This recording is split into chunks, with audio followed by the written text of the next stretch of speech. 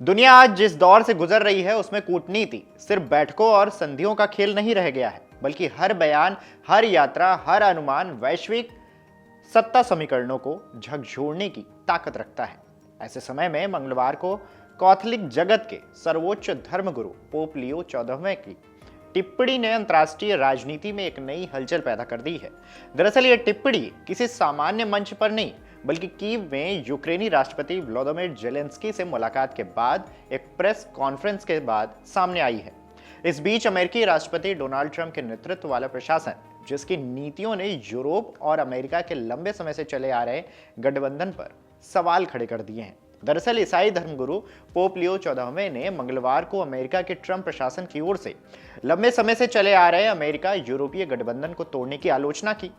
दुनिया की सबसे बड़ी आबादी के सर्वोच्च धर्मगुरु की ओर से इस तरह की खुली आलोचना अमेरिकी राष्ट्रपति ट्रंप के लिए एक बड़ा झटका माना जा सकता है। डोनाल्ड ट्रंप ने यूरोपीय नेताओं को कमजोर होने के साथ यूक्रेन को मिलने वाले अमेरिकी समर्थन को कम करने का भी संकेत दिया था। इस मुद्दे पर पोप लियो ने अप्रत्यक्ष रूप से जोर देकर कहा है कि यूक्रेन शांति समझौते में यूरोप की भूमिका होनी चाहिए थी। पोप लियो का कीव दौरा यूरोपीय समर्थन जुटाने की कोशिश के तौर पर देखा जा रहा है। उन्होंने यूक्रेनी राष्ट्रपति व्लादिमीर जेलेंस्की से मुलाकात के बाद पत्रकारों से युद्ध विराम की जरूरतों और रूसी अधिकारियों की ओर से पकड़े गए यूक्रेनी बच्चों की वापसी में मदद के लिए वेटिकन की कोशिशों पर चर्चा की है। ईसाई धर्मगुरु से अमेरिकी शांति प्रस्ताव और इस पूरी प्रक्रिया में यूरोपीय शक्तियों को दरकिनार किए जाने के बारे में पूछा गया। इस पर उन्होंने जोर देकर कहा कि किसी भी समझौते में यूरोप की भूमिका महत्वपूर्ण है। उन्होंने कहा कि यूरोप को बातचीत में शामिल किए बिना शांति समझौते की कोशिश करना अवास्तविक है, क्योंकि युद्ध यूरोप में चल रहा है। उन्होंने आगे कहा है कि आज और भविष्य में सुरक्षा की गारंटी भी मांगी जा रही है। यूरोप को इसका हिस्सा होना चाहिए और दुर्भाग्य से हर कोई इसे नहीं समझता है। उन्होंने कहा है कि मुझे लगता है कि यूरोपीय नेताओं के लिए एकजुट होकर हल तलाशने का यह एक बेहतरीन मौका है। यूक्रेनी राष्ट्रपति व्लादिमीर जेलेंस्की ने कहा है कि अमेरिका और यूरोपीय साझेदारों के साथ शांति समझौते के 3 दस्तावेजों पर चर्चा की जा रही है। 20 बिंदुओं पर एक रूपरेखा दस्तावेज, सुरक्षा गारंटी वाला दूसरा दस्तावेज और यूक्रेन को फिर से उठ खड़ा करने के बारे में तीसरा दस्तावेज पेश किया जाएगा।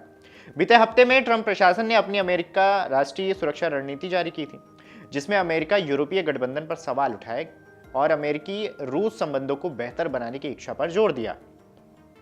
ऐसे में इस बीच लियो ने कहा है कि उन्होंने जो पढ़ा है वह यूरोप और अमेरिका के बीच कई वर्षों से चले आ रहे एक सच्चे गठबंधन में एक बड़ा बदलाव लाएगा। इसके अलावा अमेरिकी राष्ट्रपति डोनाल्ड ट्रंप की ओर से कुछ टिप्पणियां भी की गई हैं। उन्होंने कहा कि ऐसा लगता है कि आज और भविष्य में जिस गठबंधन की जरूरत है उसे तोड़ने की कोशिश की जा रही है। उन्होंने कहा कि संयुक्त राज्य अमेरिका में कुछ लोग इस कोशिश से सहमत हो सकते हैं, लेकिन मुझे लगता है कि कई लोग चीजों को अलग तरीके से देखेंगे। पोप लियो अब तक जेलेंस्की से 3 बार मिल चुके हैं और रूसी राष्ट्रपति व्लादिमीर पुतिन से कम एक बार टेलीफोन पर बात कर चुके हैं। आपको बता दें कि अमेरिका और यूरोप का यह गठबंधन सिर्फ नाटो या फिर आर्थिक साझेदारी पर निर्भर नहीं है। दशकों से यह रिश्ता लोकतांत्रिक देशों की सामूहिक सुरक्षा और वैश्विक व्यवस्था का आधार माना जा रहा है। लेकिन बीते कुछ महीनों में ट्रंप प्रशासन की ओर से कई ऐसे संकेत मिले जो बताते हैं कि वाशिंगटन पुराने समीकरणों को फिर से परिभाषित करना चाहता है, खासकर यूक्रेन युद्ध को लेकर दिए गए अपने बयान और यूरोप को कमजोर साझेदार करार देने जैसी टिप्पणियों ने इस रिश्ते में नई दरारों की ओर इशारा किया है।